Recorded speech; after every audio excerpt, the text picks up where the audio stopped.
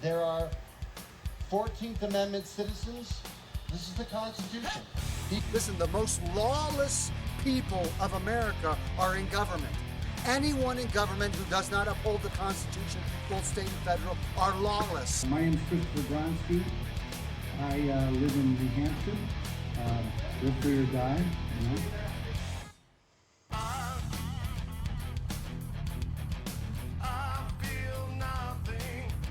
He has helped Americans from around the world eliminate their income tax liability through his passport process. It's like once you see the matrix, you can't unsee it. It's just there, okay?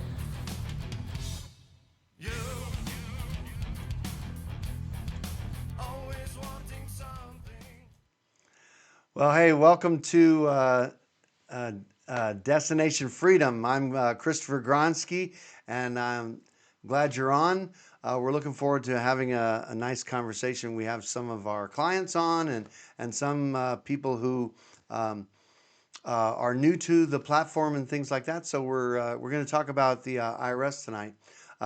What we usually do is we meet with our clients ahead of time, like an hour beforehand, and we do more of a private get together so I can answer client calls and things like that.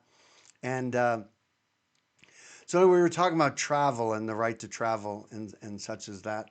And so that was that's a fun conversation because someone was asking about when when you're opting out of biometrics and all that stuff, and then they start asking you questions. You don't really have to answer questions. Now, here's the problem. Generally speaking, is the area of convenience. And let me just say, when dealing with bureaucrats or governments of any sort or what have you,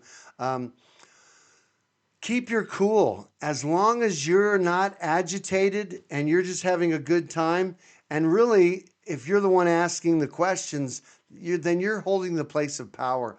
And you may observe the government official, getting agitated and all that. And you can just know that when they're agitated, that you can just learn how to de-escalate and say, hey, listen, it looks like you're getting a little bit upset here. So there's no reason to. We're just having a conversation. You do realize I have a right to remain silent, right? Okay, right. So I don't really answer questions and all that stuff. And if I did, I probably am going to need to have my attorney stand by, because attorneys are the only ones that can think. And, or, like some people said, like I was saying, you could start off your conversation with law enforcement or whatever and just say, like, listen, I have to let you know that I'm a chronic liar. So, everything I say is a lie. Did you want to know anything? That'd be a great way to just like de-escalate. It's like, yeah, my father was a chronic liar, so I think I have the lying gene. So everything that I say is usually a lie. And so I just want you to know that. So is there some questions that I can lie about that will be of value to you? No? Okay. Well, I'll be on my way. Have a nice day. I love you. But the idea is that you do really have a right to remain silent, and you can stand by that, and you can be nice about it. Don't be agitated. It's not worth it. So we were talking about biometrics and all that. So when we travel to Mexico this year, I'm not going to do any of the facial recognition stuff. And listen, I've already decided that I'm not going to give, any, I'm not going to do any thumbprints and stuff like that. The only way I'll give up thumbprints is if they convict me of a crime. And listen, I gave all my fingerprints out when I joined the service. So I'll just, I do need to get, remind me, I'm going to make up a business card of the director of the NSA. I'm going to get his name on there, his contact number, all that stuff. And so what you do is, if any law enforcement asks you questions, just give them the card. Say, listen, this is the director of NSA. He's got everything. If whatever you need to know about me, just ask him. They'll give you it all, okay? So that's what you need to do. Just get a hold of the guy from NSA. They got that information all wrapped up for you, okay? So anyway, so just have a good time, and it'll be a load of fun. And again, we're going to talk about the IRS here shortly. So you've got to at least enjoy yourself. If you get upset, you won't be governing yourself. And look, you're going to be useless. For me, when I'm traveling, I'm always figuring this is going to add to my on stage bit. At some point, I'll do some stand up. I am supposed to do that, right? The Some stand up at the local pub, So, but I don't know if anybody in the pub's going to find my humor funny. But um, but yeah, yeah, yeah. That'll really set them over. It's like I have compassion on you. But anyway, again, welcome to tonight's talk. I want to talk about the IRS. Now, it looks like I know most everybody. Hey, there's Brian. Hey, how are you, Brian? Seen you in a while.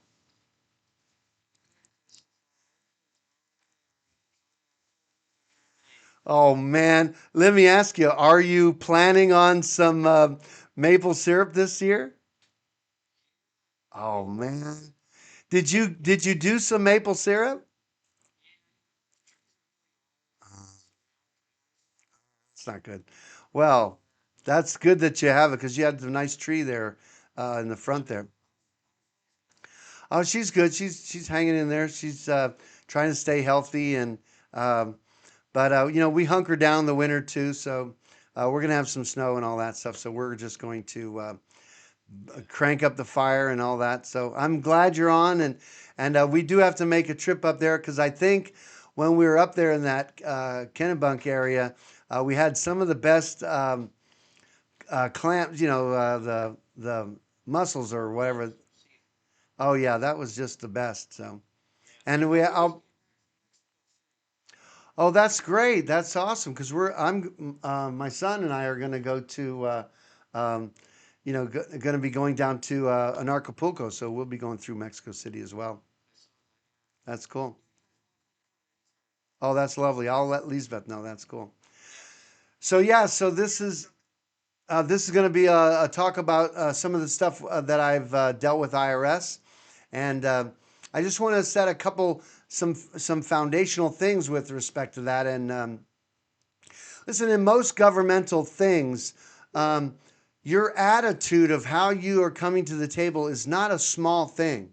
Many times when I'm dealing with a new client or things like that, I'll be asking.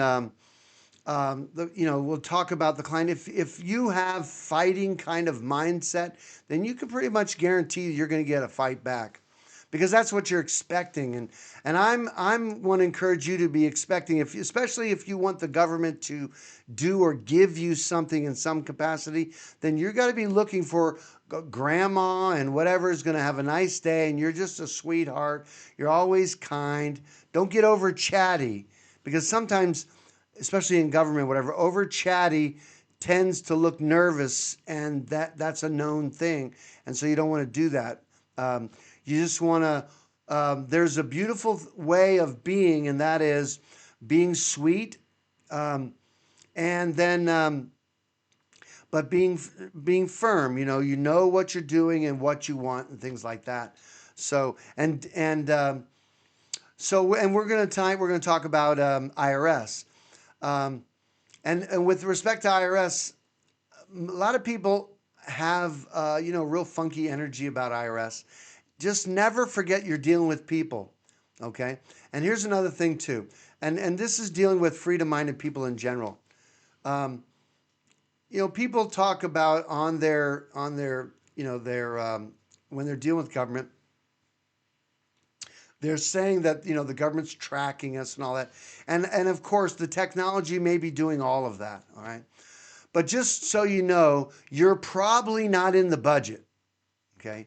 And now, unless you are unplugging people and making a difference, cutting back on their money, or doing something like looking for the Epstein files or whatever it is that you're interested in, you're probably not in the budget. Nobody's thinking about you. So remember that. Nobody's thinking about you. These systems work with computers a certain way, and so therefore they're going to go, it's going down a certain path. And so you show up and you're looking different.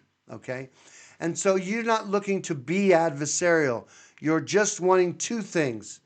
You want what you have right to, and two, you want to be responsible for whatever you're responsible for.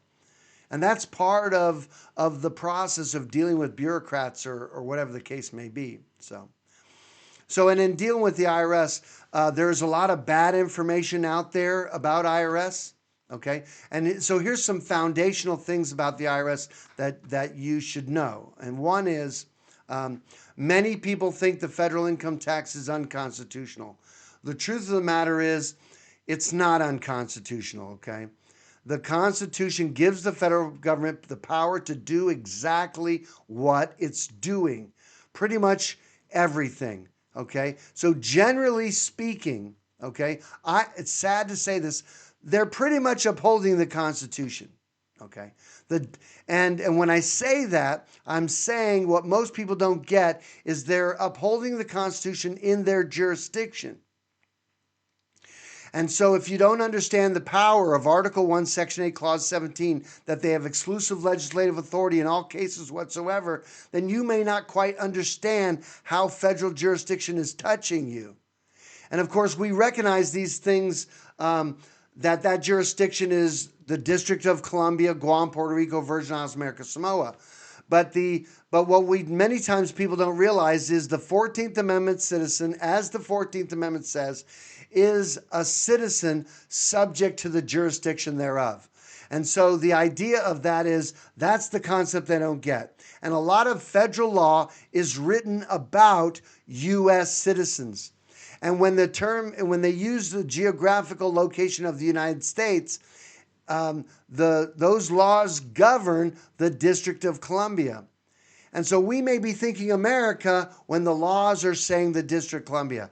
Now, one of the ways that the District of Columbia arrives in the states, and listen, this is when you read Clause 17 and 18 of the Constitution of Article 1, Section 8, you'll see also that they're coming into the states by the agreements of the state. And if the state is inviting the feds to come in with their regulation or code or whatever, or even with their money, then that's another way their jurisdiction is coming in, because the law is going to govern when you're receiving these federal funds, you're agreeing to this federal statute, code, or whatever it is. And they may have funds for U.S. citizens without disclosing exactly what those U.S. citizens or who those U.S. citizens are. This is the reality of it. So that's why I'm saying federal gun laws, food, drugs, all that stuff governs federal citizens worldwide and the District of Columbia, Guam, Puerto Rico, Virgin Islands, America, Samoa. So that's what we're talking about. So when I say one of the foundational things, when I'm talking to new clients and all, and they say, I've been studying this for 20 years and I'm really good at this, I just ask them a question is, well, do you believe the income tax is unconstitutional? Well, absolutely. I'm like, well, then you don't understand federal jurisdiction. You can have been studying it all along and that hasn't occurred to you about federal jurisdiction. One of the best writings that you can read, one of the best writers on the subject of state citizenship and federal jurisdiction is Paul Mitchell's The Federal Zone. You can just look it up, The Federal Zone. Excellent read. A lot of 26 appendices of this, however many pages document it is. It's the best on the subject matter. Okay, so that's dealing with IRS. Now, I just want you to know also that we have no clients, none of our clients are dealing with the IRS because of the stuff and the work that we do, all right? There are clients that we have that were already having issue with the IRS that came and became clients, did passport processes and all those things. And so that's part of, just pulling them out of the federal zone. And the responsibility of that is that they are owning the errors. Okay. Like I say, when I'm talking to new clients, I'll say, what I'm making up about you is that you've never chosen to be a 14th Amendment citizen and that you've been doing things by tradition. And so you have a lot of errors in the paperwork you've done all these years. and now you have new information, you have a new understanding, and now you're going to make things correct. So it's not a fight. You're responsible for the errors, and the IRS has dealt with you in the past based upon you, not them. They're not after you. And so the idea that to demonize the IRS isn't it's, listen, it's perfect for them that people are afraid of the Gestapo, okay? The idea of that is that it works because people comply and they do things against their will because they're afraid and they don't think right in the subject matter. But again, you can be you can be at peace with this. You don't have to, it's not a fight. There's always a choice. Okay. So in dealing with the IRS, I remember, some of the basic things that I remember was, I was employed and they withheld money. And, if everybody fills out W-4 forms, because that's what you do when you get hired, right? And they take out taxes and the Social Security, that's all normal. And then there was a game changer when I actually started working for myself. And so now I was doing a 1040, and now I could do a Schedule C. Like, yeah, that's Schedule C. And, when I used to do taxes, it was like this, because nobody can understand the tax code. And I mean that. Nobody understands the tax code. And you know how I know that? Forbes magazine hired like the 4 top accounting firms in America or whatever, and they gave them a scenario of a family of 4, and here's how much he made, and this, that, and the other thing, and then they gave it to these tax attorneys and said, come up with their return and how it goes. Nobody was congruent. They didn't all say, well, we understand the tax code and this is what they did. All of them were different. Some were paying taxes and some were getting a tax return. That's how you know that the law itself should be void for vagueness. And what's amazing, what a psychological operation that you're going to sign your 1040 as true, correct, and complete, to the best of your understanding without ever knowing what the tax code says. And that you're going to do this when really it's the IRS that's going to determine what's true, correct, and complete. And everybody knows that. Why sign these under penalty of perjury when the reality is they're going to tell you what the truth is? Wouldn't it be better for them to already know this all about you and then just submit a bill, But that doesn't create the control, you see? And that's the power of it, okay? Because they could have easily taken the amount of money that people do in income tax, push that into the corporate, and no longer be coming after you. Because the worst part of the whole tax system and the personal income tax is not the money or the taxes that you're paying. That's not the worst part. The worst part is the keeping track of all your spending and reporting or disclosing every single purchase that you make. And that every kind of transaction you do has certain triggers, and all that control is the worst part of it. And that's the part that's uncomfortable for people, and that's the part that people don't like. And so that's unfortunate. But let me tell you, Frederick Douglass said, power concedes nothing without a demand. It never did, and it never will. Find out what people will submit to, and you'll have found the exact amount of injustice and wrong which will be imposed upon them, and these will continue until they're resisted with either words or blows or with both. The limits of tyrants are prescribed by the endurance in those in whom they oppress. If that's true, look how bad the IRS is with respect to that. So that's important. And I'll get to your questions in the chat. It'll require me to read that, but it'll probably be better for you just to ask those questions, Toby, but we'll see how it goes. But anyway, so getting with respect to the IRS, I remember now I was paying quarterly taxes, and I think I owed them $600. And then somebody sent me a book. I was going to grab that book, but anyway, it's all right. And that book was Vultures in Eagles' Clothing by Lynn Meredith. And I read it, and I was like, it was a gift. I mean, and the gal that sent it to me, she said that she had sent out 10 copies of that book to people that she cared about.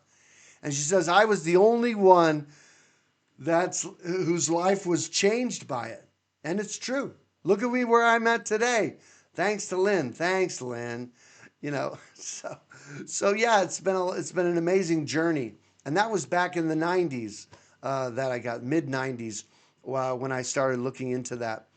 And of course, we decided that, I remember talking to my ex-wife at the time and said, well, what do you want to do? Do you want to, you know, collect receipts and file and pay, or do you want to just write letters and tell the truth? And so there was no choice in that. We're always going to tell the truth. That was part of our culture, who we are as Christians. We were going to have to tell the truth. So if this is what we believe, is that I'm not a 14th Amendment citizen, I never made that choice. There were citizens before there was a 14th Amendment. And in Article 4, Section 2 of the Constitution, it says the citizens of the states are entitled to all privileges and immunities of citizens in the several states. It's the only citizens there were. So, you know, this was a journey that we're going to go down. So we started writing to the IRS when they were looking for that $600. And so they just started. And then at first we were having people, you know, I was hiring someone to write letters for me, like we do for a lot of our clients. And so the IRS moved to a certain place that they did you know, there was a discrepancy, and then they did a deficiency. They filed a return on my behalf because I didn't have a tax liability. Eventually it moved to a lien, and they told me they were going to lien. And then all of a sudden, they didn't tell me when they were going to lien. And then all of a sudden I get a notice from my bank. I went to go get some money, and I had no money in the bank, you know. And so it was like, oh, that's uncomfortable, because we were struggling to make ends meet. And then, and so I had to look at the lien, and I had to look at the statute and code that governs it. And that's an important principle, is to understand statute and code that governs the government, so you know what their limitations are. And that's when I read the lien wasn't to me. And matter of fact, on the back of the lien, they said excerpts from the tax code. And all the tax code that was relevant was on there, except for letter A of 6330, whatever it was, 36 or what. And so letter A says who's it for, and it wasn't to me. So I called the IRS. See, I was telling someone earlier, don't call these people, but that was long ago. And I said, my guy's name was Michael Feld. And I said, have you read this lien on this? Isn't to me. How is it that you can write this lien to me? I don't have gains, and I'm not working for a corporation and all these, you know, any of these things. And he said to me, we didn't take your money. Your issues with the bank. I thought about it. I was like, oh, so you just asked the bank for the money, and they just complied without any kind of qualifier. So my remedy was to sue the bank or whatever. So I hired Paul Mitchell to write letters to the bank, and we told them we were not waiving due process, and that they took my money without, you know, gave my money to IRS without court, you know, me being found liable in court. And so they asked if I wanted to close my account, and I didn't want to do that because I wanted to keep my account open. Many people will ask, well, did you get your money back? And no, the bank never gave me my money back. No, but I just want you to know I have gotten a few dollars since then, and I feel like, you know, it's been out pretty good. So, and I'm really delighted to be able to assist others in not having an income tax liability, and that's been a blessing too. So that was one of the first interactions I had with them. Now then, one time, I'm out talking to my friend out front, and well, maybe before that. Well, anyway, this guy comes to the house, and you know, you're talking to your neighbor out front, and he's like, "Hi, I'm so and so from the Internal Revenue Service." Like, whoa, okay. So I say to my neighbor, "Oh, okay, you better go. I got to talk to this guy." So he's looking at the license plates on the cars and stuff like that, and he says, I said, well, "How can I help you?" He says, like, "Well, I've come by to find out when you're going to file and pay." And I said, well, I've written to the IRS. Have you read anything I've written to the IRS? He says, no, I haven't read anything that you've written to the IRS. I was like, okay, so you don't know what I've said to the IRS. So you're here looking at my cards. And I said, is this conversation being recorded? He said, no. I said, so this conversation isn't even happening. I said, so if you haven't read any of my letters, why are you here? He says, well, listen, everybody has to pay their taxes. I said, really? Everybody has to pay their taxes? Can you tell me where in the tax code that says everybody has to pay their taxes? Because I don't know that in the tax code. And he says, well, maybe you know the tax code better than I do. I says, so, okay. I said, so why am I talking to you? I said, well, you can leave. And he left. And I went inside and I jotted down all this experiences like, well, that was a weird conversation, but that's the way it goes. And so in that time in New Hampshire, I'm just doing my thing, and we're writing letters to the IRS at the time, and now they took this $1,200 from my bank account, and then they ended up with a lien. I don't know what they're leaning on. We had no property, so they're leaning on a county in the county record or whatever that is, and it may still be there. I don't know how long those liens last. I should go investigate that. That's in Stratford County. Yeah, that'd be kind of fun. Because who wrongs you in a lien is actually the clerk, because they're not doing due process, and that's the law in New Hampshire. So, anyway, so so we told IRS, have a nice day, and so I became the state coordinator for We the People, which was back then that was moving up towards the Truth in Taxation hearing. And they were going to have a hearing in New Hampshire where they are asking, where's the law that requires most people to file and pay? And let me just say this. That question alone is, I think, what separates us from a lot of IRS groups. And listen, there's a number of people out there that are doing tax stuff.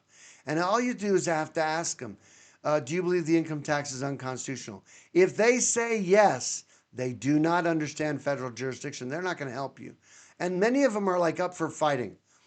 We are not fighting with the IRS. We recognize that I was going to tell you another time was the FBI contacted me and they were calling about somebody else I knew. And this was somebody that I knew that was doing Tim Turner's stuff, which was acceptance for value, A for V stuff, where they do banking and whatever that is. And so this guy from the FBI says to me, well, don't you tell people that they don't have to file and pay income taxes? I said, well, no. I said, what I believe is all U.S. citizens, regardless of where they live, and resident aliens have an income tax liability and have to file and pay. That's what I teach. Okay? So if you're a U.S. citizen, you have an obligation to file and pay. And if you're a resident alien, yeah, you have to pay too. That's what the tax instructions say. That's what the tax code says. That's what I teach. He's like, really? I thought you didn't do that. I didn't get in with him about, well, which citizen are you talking about? State or federal citizen? Because the state citizens don't have the liability a federal citizen does. And the Constitution in Article 1, Section 8, Clause 17 has given them that exclusive legislative authority in that case and in that situation. So it's absolutely constitutional. I would repeal that section of the Constitution, if not the entire Constitution. How's it working for us these days? It's not working very well at all. So that's unfortunate. So yeah, I remember that. So dealing with being a part of We the People, I wanted to be a part of We the People and a state coordinator because I wanted to be in New Hampshire and I wanted to be a part of the community that is dealing with taxes and certainly personal income tax. And so that was great. I met a lot of great people, close friends of mine now, and because it just was a joy. And as state coordinator, I also got to meet Ed Griffin from Creature, who wrote Creature from Jekyll Island. We met him in Washington, D.C., when that's where I got to meet Joe Bannister, Sherry Jackson, Clifton Beale, all these other former IRS agents that were taking a stand and doing what they're doing.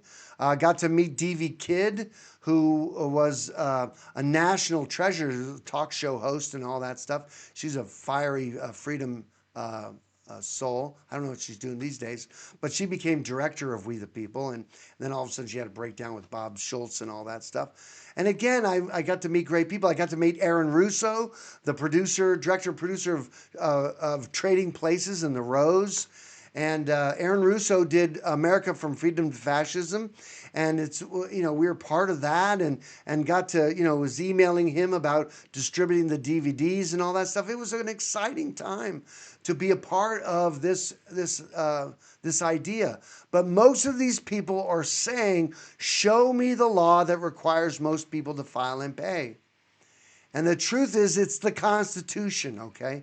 And being a federal citizen is the breakdown and the trouble. Stop doing that, and you'll see that you're not going to have to do any of this filing and paying. All right. So that's part of that excitement. I remember one time there was a friend of mine who also was a client because we, and it's really kind of gray. At the beginning, I used to just do these processes for my friends, and listen, as part of the We the People, I would go down every year down to Portsmouth, New Hampshire. The federal building where the IRS is next door to the post office. And so on midnight, all the way up to midnight on April 15th, people were submitting and getting their tax returns in. And they'd leave the post office lobby open all night, at least up to midnight. And so... and I would be out front with signs and the kids and everybody, just handing out literature and stuff like that. We did that for years. And you can look that up on, do a Google search on my name and taxes and stuff. And you can see all those pictures in the newspaper on the front page of the Portsmouth Herald and all that stuff. We just did all that just because we were just wanting the truth about taxes and all that. So anyway, so eventually, part ways. I mean, even in this meeting, G. Edward Griffin, the creature from Jekyll Island, was part of, and still am part of, supporting that. And, the Freedom Force International, I'm the acting president of Freedom Force International in New Hampshire. And so there's just a community of people in that. And New Hampshire is an awesome state because it's so small. And so we have a whole freedom community here and all this stuff. And anyway, so I've been doing that since the 90s, and what have you. So it's been a great journey. One time I was saying, one of my friends, he was doing some trading online, and there was a particular transfer, and the IRS submitted some documents like as if he had a gain when it was money in this account going to another one of his accounts, and then somewhere they had submitted that he had a gain, and then so he was making a dispute that it's my money, it was no gain, it was going from one account to another. So he was writing to the IRS, and I said, listen, you don't want to be dealing with the IRS and talking to them about money if you're going to deal with this from a jurisdictional standpoint.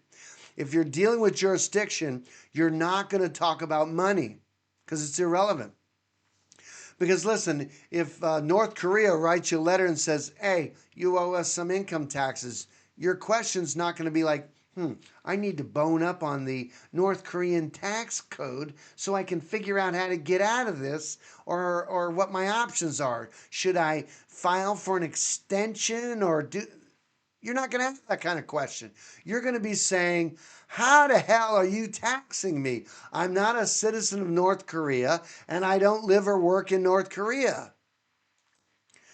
And so that's the question we ask when the IRS comes asking, is saying, listen, how are you taxing me? I'm not a citizen of the District of Columbia, a 14th Amendment citizen, and I don't live or work in the District of Columbia, Guam, Puerto Rico, Virgin Islands, America, Samoa. That's the question. You don't have to look at and understand the entire tax code. You've got to get to whom correct, who it's for, and it's for them in that jurisdiction.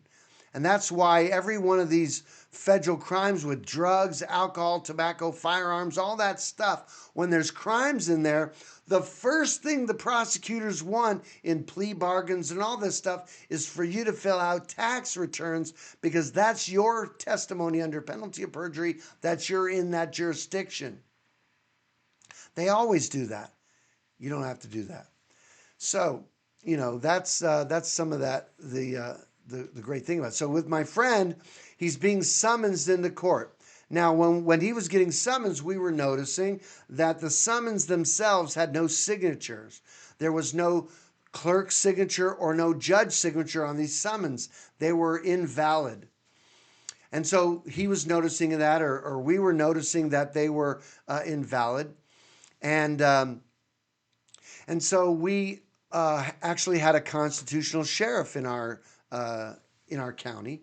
And so we went to him and we showed him the law in New Hampshire that a proper summons has this criteria. I said, these are without signature. And so he says, okay. I said, listen, they're breaking the law. These are not valid. And they're coming with guns. So we had the marshal, he was going to submit some papers to us. And he was saying that these were valid.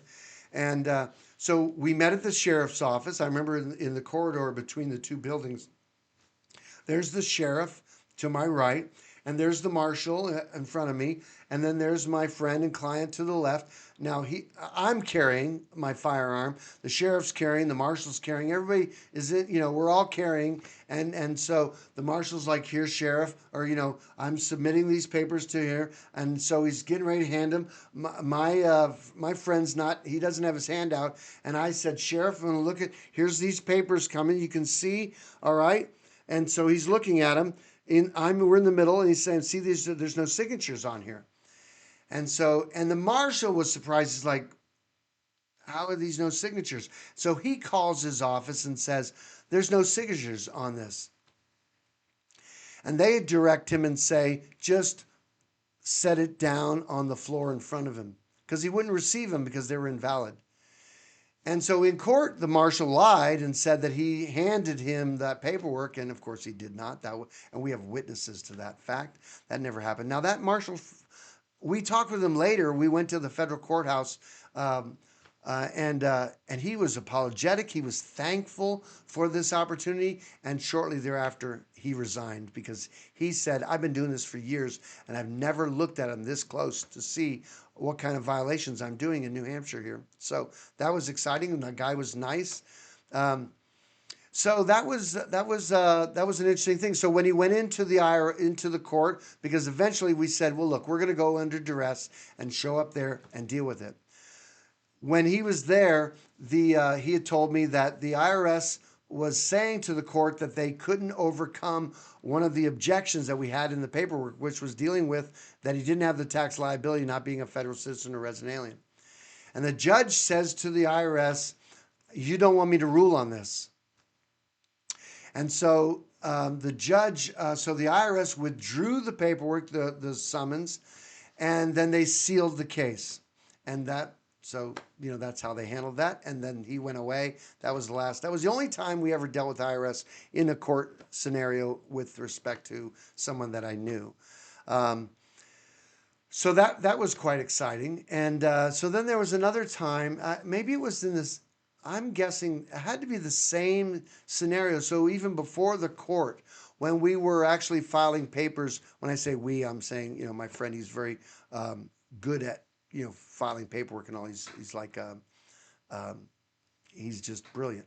So anyway, we were serving personal complaints on the guy that was facilitating this from the IRS. His name was, like Bill or David. I'm trying to remember his name. It was something like colonoscopy or something like that.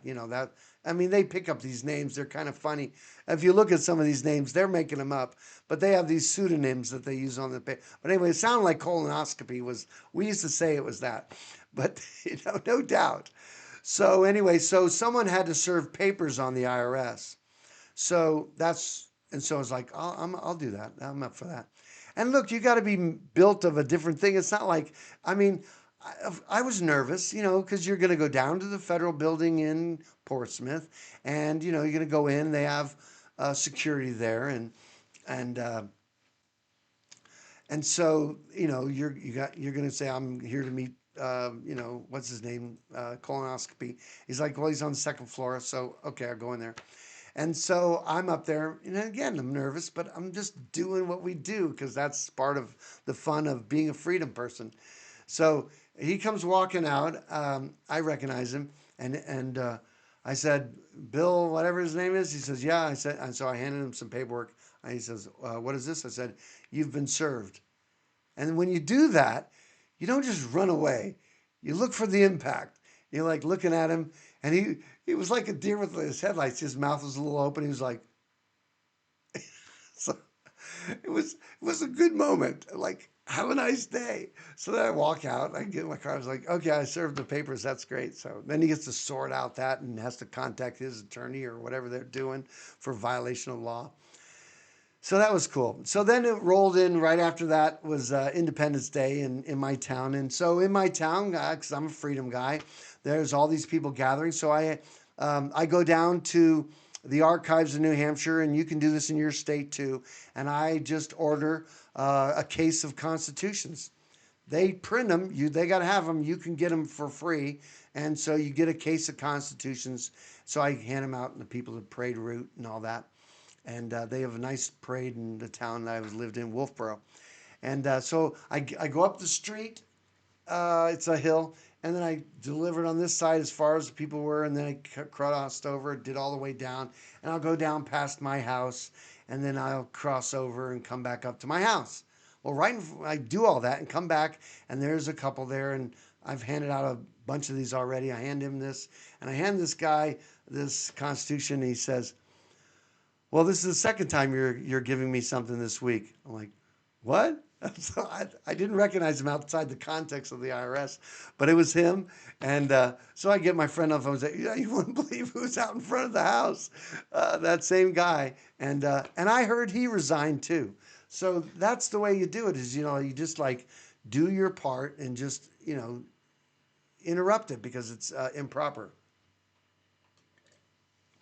So so again, it's exciting. It's a lot of fun. And, you're just doing your thing. And so we, over the years, and it was about, I guess it was getting around 2008 or 2004 or 2006.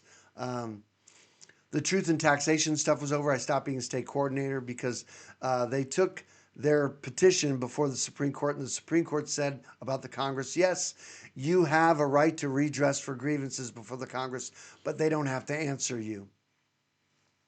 It's like, wow, why is that? Well, because citizens subject to the jurisdiction thereof aren't calling the shots on the Congress. Do you understand?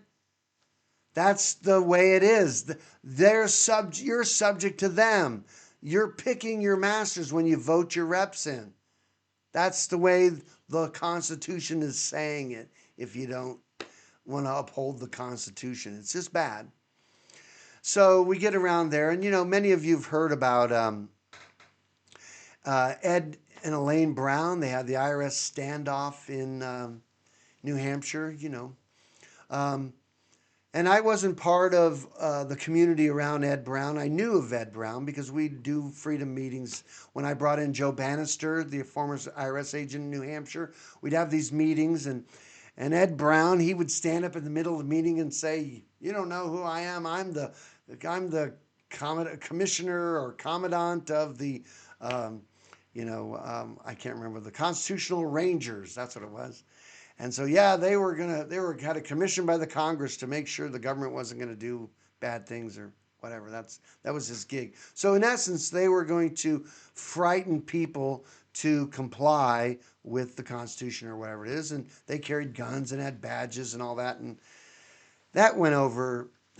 That was not a good thing. They were just bullying people too. Maybe for a good reason they were bullying people. Certainly were frightening government people. So anyway, they stopped filing at some point for some reason, and we knew people that knew them. Our kids played with other kids that we knew that were in the circle. And these are people that were part of their legal team and things like that when they were presenting their case before the IRS here in Florida. I'm sorry, in New Hampshire, the federal building. And I brought my daughter down to the courthouse so that she could see court proceedings, part of homeschooling stuff, you know. And we watched the IRS put their passport applications up on the screen. And I remember the IRS agent saying to, the IRS prosecutor saying to Elaine on the stage, says, let me see, here you're saying you are a U.S. citizen. It says, so when traveling, you are a U.S. citizen, but when it comes to paying taxes, you're not. Is that what you're saying? And she said, I didn't know there was any other way to fill out the application. And so I watched that and I was like, well, gosh, I'm so glad that I did my passport as a state citizen, because I have documents that go along with it. It says it on this document and all that. And so we went across the street on the break and talked to those people. That was when we began doing passport processes for clients. That was back in like 2006 or so. What is that? That's like 30 years ago or so. And it was exciting. A number of people, I don't even know how many people we've done this stuff for. Maybe we've done 1,000, more than 1,000 people over the years. But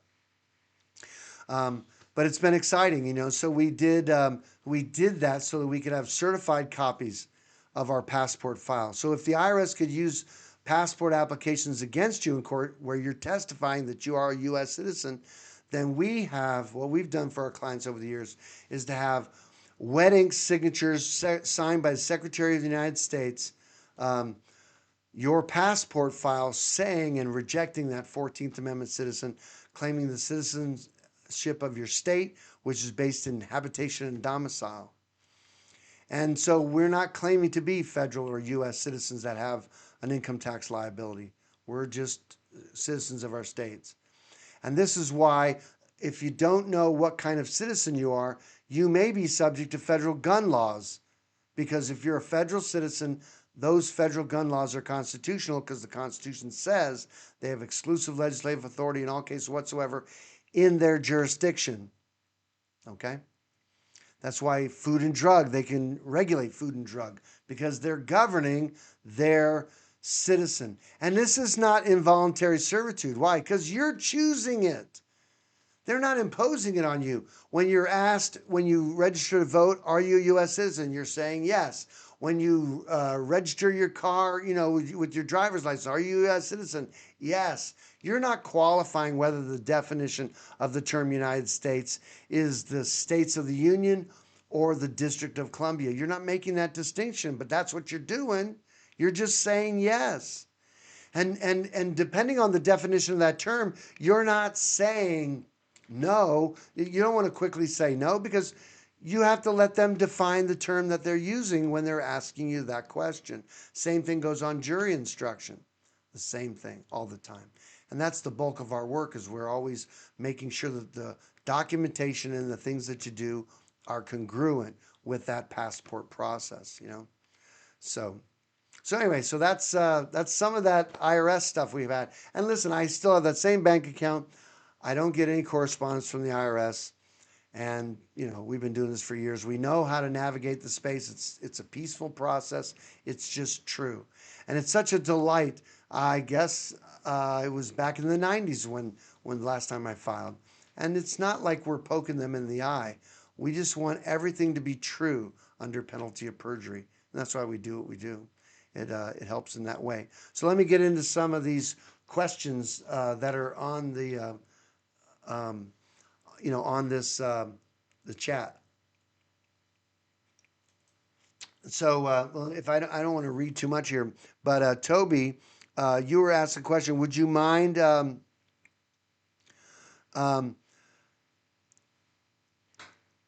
Okay, yeah. So your questions are about the W-8 and W-9. All right, let me see if is that right? Can you give me the context in which you're asking that? Because if it's so these questions may be relevant with respect to clients and all that stuff. So the main people that don't do this kind of stuff. When we're talking about a W-8 and W-9, We have specific W-8 and W-9s for state citizens and for people that don't have a tax liability. So we don't recommend people do W-8BENs and things like that.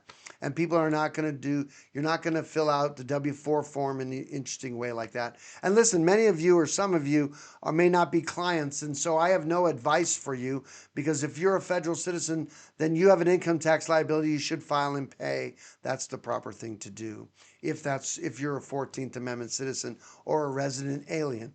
So, but anyway, so I wanted to see, it says, the question was, you tried talking to representatives of Clover, whatever, POS. POS, is that piece of shit or is that something else? Clover POS. Oh, this is like, this is like, this is in the area of KYC stuff. And Square POS. POS is payment of sale or something like that, or whatever, proof of sale, to try and set up an account that I don't give them a social security number. And I gave them my W-8 and W-9. They both said that they cannot do that. Okay. And it says, and the only way that I can open up an account with them is to go through their application, which requires social security EIN. And the Clover representative said that they don't have a way to store my W-8, W-9 on file if I give them the social security number. Is there anything I can do to keep from having a tax liability? Yes. Toby, did you take the workshop on the website? Your mic is open, but I can't hear you. Yeah, so that's what I would say, because it deals specifically with how to handle that. And listen, they're asking you to perjure yourself. What do you think you should do? You think you should just go ahead and perjure yourself? Or do you think that there's, they're trying to say what they can and can't do? Well, you tell them what you can and can't do, so, and I'd be glad to help you with that. So, this is the beauty of being free, is that these corporations are choosing to be in the federal zone, even though they're not. They're in here thinking they have a tax liability, and so they're imposing the income tax liability on you. And so how do you think you should handle that? So the idea is that, you want to, that's all they get. And so now I believe there's a way to deal with this, because I'm making up, were the people you're talking of, the representative, was that they're a tax attorney? No, if they're not the tax attorney, they don't know what you're saying. Here's what they're hearing. They don't know what you're saying. So you're not going to talk with anybody. Everything's going to be in writing. And so you have to talk to somebody who has authority, or at least somebody that understands the tax code. So maybe it'll be the comptroller. That doesn't mean they have ever read the tax code, or the accountant.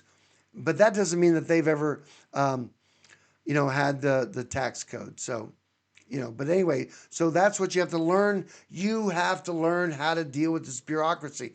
I've had a PayPal account for 26 years. 3 different times they've asked me for tax ID numbers. I don't do goods and services, and therefore, this is all personal and private. You might have to set yourself up as this is personal and private. So that, because after $600 in sales, they're looking for a tax ID number. You have to learn how to navigate the space. Were you talking, Toby? Okay, there you go. So does that make sense? Have you taken the workshop online? Yeah. Okay. So yeah, so it's, again, you get to learn how to navigate the space. So these representatives, are they accountants? They're just, here's how the website works. And this is all that we have. You have to ratchet it up, and you have to ask them, I have tax forms for you. I'm exempt from these, so I need to upload my tax forms to you. And listen, PayPal has tax, documents that can be submitted. They just are trying to cover themselves. Your W-8 and W-9 helps them not have to do any 1099. You're exempt because you're not a U.S. citizen nor resident alien. And there's no FERPTA, because FERPTA is for resident aliens. That's not you either. Okay, so that's that. So does that make sense? And listen, we'll get on the phone. We can talk about some of those specifics. Okay. And listen, here's another thing. I'm glad to talk to anybody on your behalf, because sometimes they just consider that you're crazy. And you are, but I'll sound less crazy because I do this all the time, and I'll qualify our conversation and deal with it like that. And yeah, we may have to talk to their tax attorney because they don't want to get in trouble, and you don't want them to get in trouble.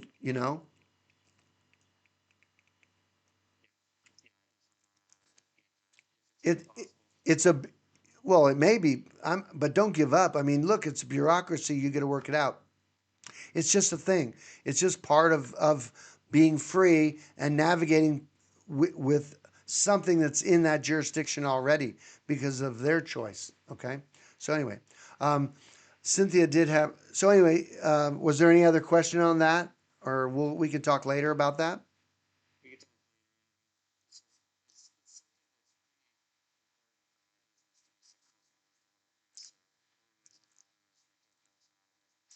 I got it, and those are choices that people make, and so what they're asking you to do is perjure yourself.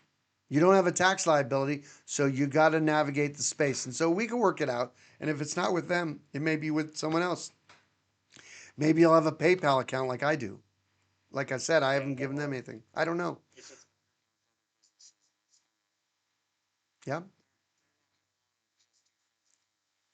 No, I get that, but you don't know because you never asked them. So, I know that I get it. I understand that sentiment, but the truth is you don't know. Because listen, when you are getting paid for something, it's you that determines how you want to get paid. You cannot go to Amazon and tell Amazon how you want to pay them. I want to pay you in silver. Amazon's like, nope, here's your options. Boom.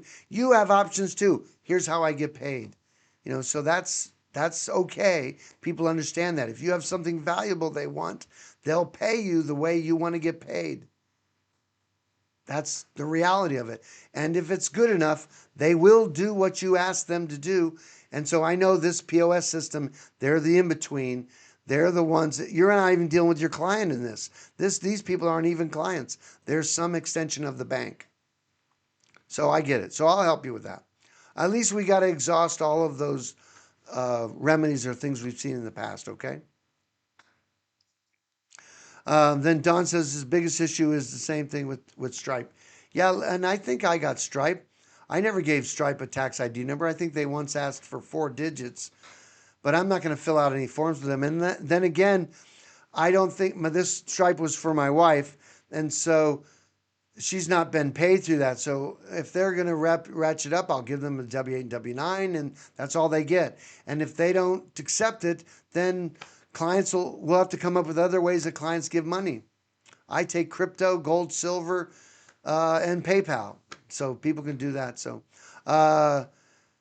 Gabzilla says, Christopher, my question is this evening is how does the sole proprietorship work for state citizenship? Well, again, these sole proprietors and all that stuff are tax terms. You don't have to call yourself a sole proprietor. You can call your occupation of common right or something, or not at all. I'm just doing business with someone else. I don't have to call myself anything. Um, it says because technically the sole proprietorship is a business is a 14th Amendment citizen. I don't know that.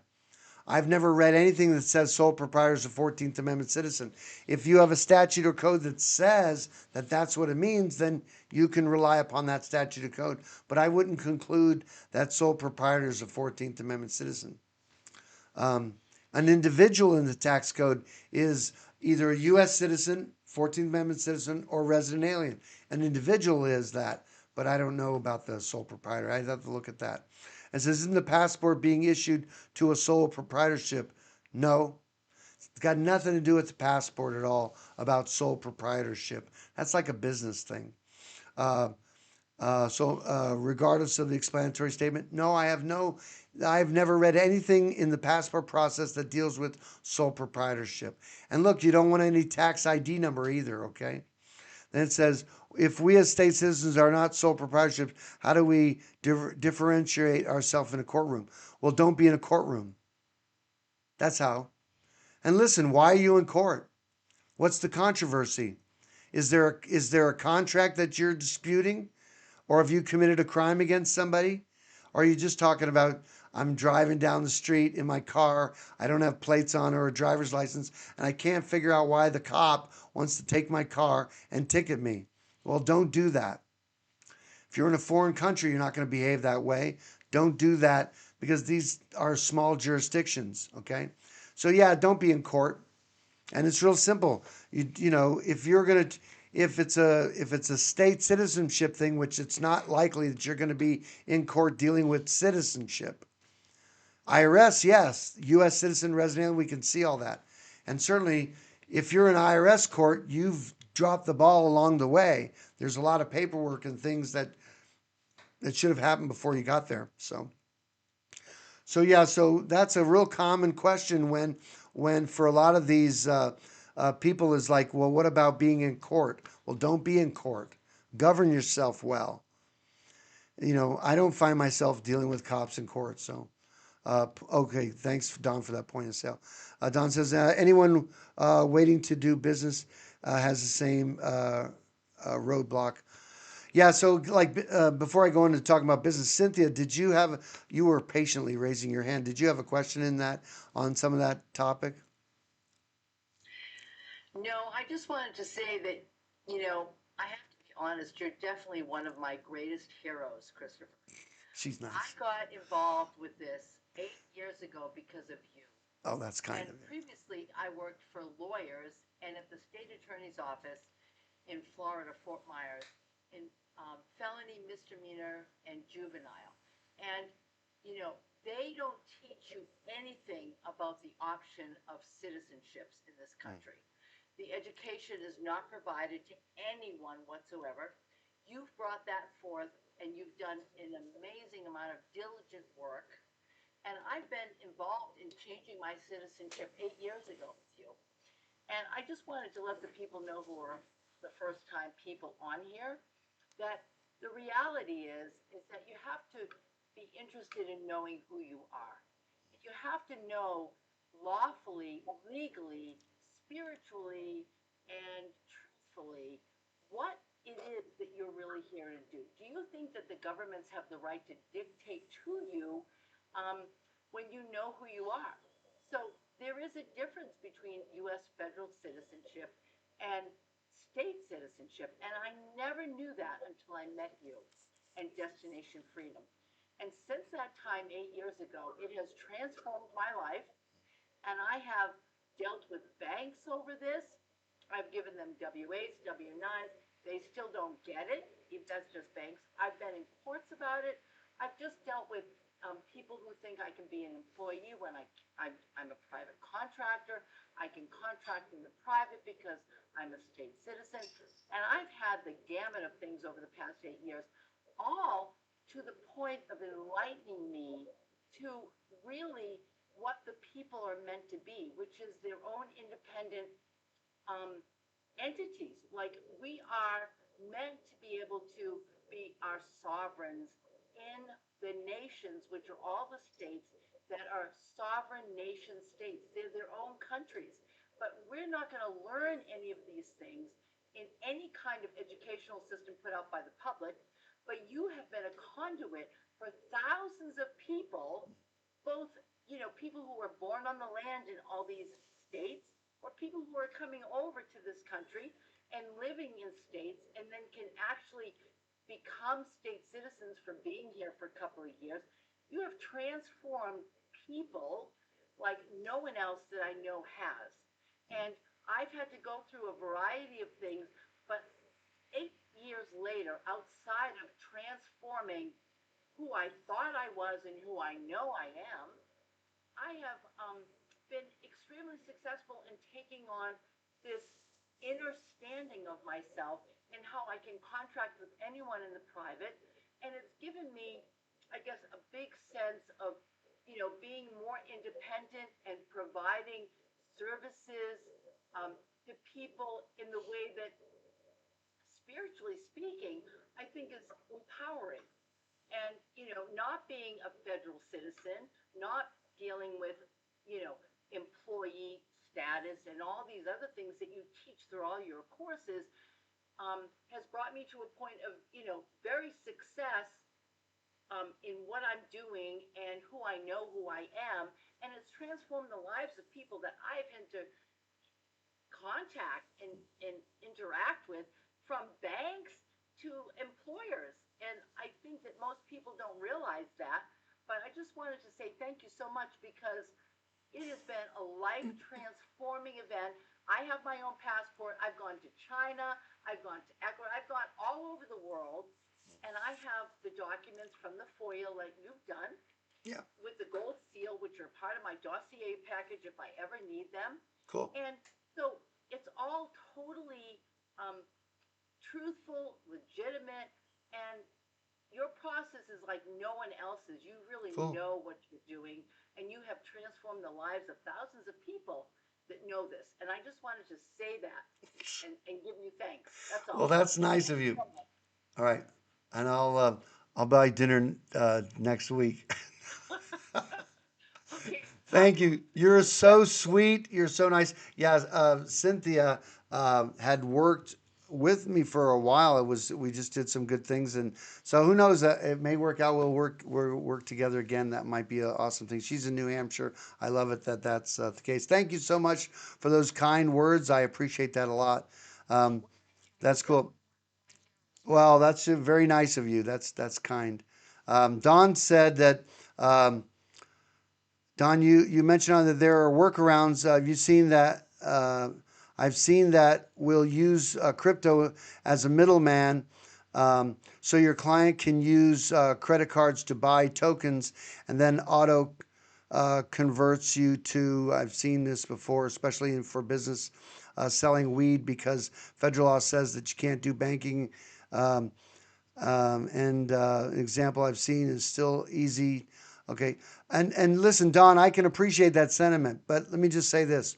Um, I don't recommend that sentiment, Don, about working around things, okay? Because if you want to find out how working around things work, you can just talk to Ian Freeman about working around things. They call it money laundering.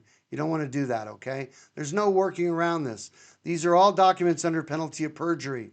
You have to stand on that. If you're not, if you know, if you feel you have to compromise your character to do it, I understand it's not for everybody. It's true. But there's got to be a way, either with another company or we'll find it with these people. And so they have to understand they're asking you to perjure yourself. And so when they know that, and if you haven't talked to them that way, then maybe we can set that up and talk about that and deal with them. But we might have to get out of the reps and actually talk to management and people who care about the company, and that we're not violating tax law. So again, I will jump through whatever hoops you need to, and I'll talk to anybody that you need, Toby, so we can get this done. And we'll get it done, because I know your living, matters with that. And I know how that is. I remember PayPal was holding up my account for like 30 days because they were trying to figure something out. I couldn't figure out what it was, but they did that. Um, so and you're right on. At the end of the day, any platform can deny service. And again, you don't have a right to corporate service. And corporations are extensions of the government, and so they have these obligations. That's why we don't want you to do the corporate stuff. If you have LLCs and you're going to eliminate income tax liabilities, you can't have tax ID numbers. And then listen, giving out the social is not a big deal. You could give out the social verbally, but you cannot fill out bad paperwork. And a social security number is not a tax ID number. They use it for that, but it's not the same thing. Okay, it's a senior welfare program, and that's the numbering system they're using. It's not a tax ID. A tax ID is for those that are doing a trade or business in the District of Columbia, and that's not what a social security number is. Okay, so we're going to wrap it up here. I thank you all for being on tonight. Be sure to like and subscribe and all that, and we'll shut down our broadcast. Everybody that's in the meeting here, you can hang on here if you want till I say goodnight there. But as far as those that are in the recording, thank you so much for being on. I'm Christopher Gronski. This is Destination Freedom. If you like what you've seen, be sure to pass it on to everybody, and we'll help you out, okay? Take care. We'll see you next time.